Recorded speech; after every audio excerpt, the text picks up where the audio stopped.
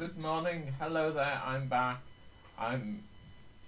It is Ian. I'm doing my second podcast of the edition, the episode, um, related to my trip to Andorra this year in 2023. And this is all linked to the book Living with Mitochondria Against All Odds. Yeah, I've been telling you about going to Andorra. The hotel, they did have a leisure facility, like I believe other people said it was only like a jacuzzi pool. Um, they had like massage facilities and saunas and things like that, but I didn't do any of that. What I did do, my bedroom had a jacuzzi bath in it. So every afternoon when I was chilling out in the afternoon, I just went and sat in the bath for an hour each day. It reminded me of my old flat because where I used to live, I had a jacuzzi bath. The only problem was it kept when the pipes got loose, it started flooding the place. Not drastically, but the carpet got a little bit damp now and again. So I didn't use it very often. So yeah, it was a nice relief, especially when you've been skiing on the mountains and stuff. Unfortunately, the conditions there was only it was very it was as it's near the end of the season. Um, the um, the conditions were okay at the start of the week, but towards the end of the week, and the snow started melting. Jokingly, I always said, "Oh, as long as it's all right till Saturday afternoon, Saturday lunchtime," because I knew Saturday lunchtime was the last time I'd be skiing.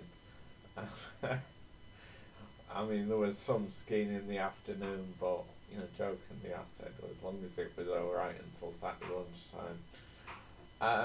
So yeah,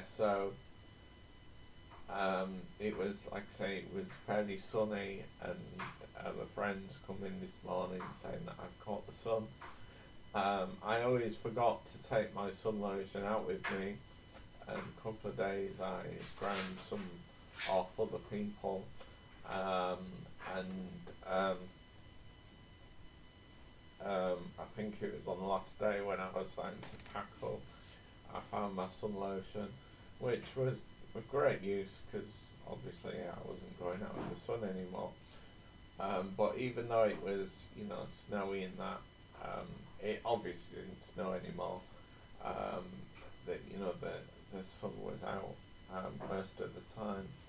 Um, the One of the things I will start telling you about if we don't do another episode. We may do another episode, so have a listen out if there is a third one. But on the way home, I'll start talking about that now. On the way home, I got the train from King's Cross back to York, and there were signs up saying if you wanted anything from the Buffy car, you needed to download an app and pay for it through this app, order it through this app. Unfortunately, because I can't see and no one told me about this, I saw a member of staff come in to bring someone else's food and drink, which then I asked him to get me some stuff, and which he did do. But society is getting so like that. It's so annoying because I struggle to order anything on my phone or do anything like that. So in future, I will make note and think if something like that is going to happen, I will be aware of it. yeah, the skiing week, it was very good. One of the penultimate days, the day, I think it was a puddle. It might have been the day before the end. I can't remember. One of the very last days, though, there'd been someone out on the slope filming some of us skiing, and then he put it on a video screen in a pub later that night, which we were able to go and watch. It was very good, was this pub, because they did draft cider. I usually drink cider these days because I have to stay off gluten. But the other good thing was that the hotel did a gluten-free beer, but they didn't do cider. So one good thing weighed another bad thing out. But anyway, this pub, it did gluten-free. It did cider, draft cider. So yeah, so that was good. And we watched this. This was the only time we went out of the hotel in the evening. But it was nice to get out for a bit. But otherwise, we just, as I say, the evening meal was fairly late. So towards the end of the week, I did stay up a little bit. But generally, I was ready to crash straight after evening meal. But yeah, it was a very good week, and if you are disabled yourself and you ever get a chance to go skiing with disability snow sports, I would highly recommend it, because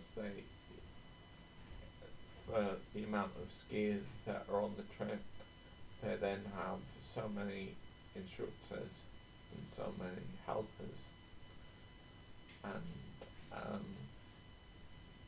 and yeah, it was a very good week. So at this point, I will start wrapping everything up to this edition of the podcast, and please look out for my book, which is Living with Mitochondria Against All Odds, which is still available on Amazon. For those of you that were skiing with me, hope to see you on the slope soon. And for anyone that wasn't skiing with me, well,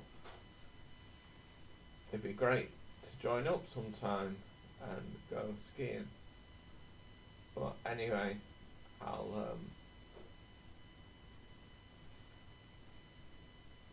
we'll wrap this up now. And thanks for listening.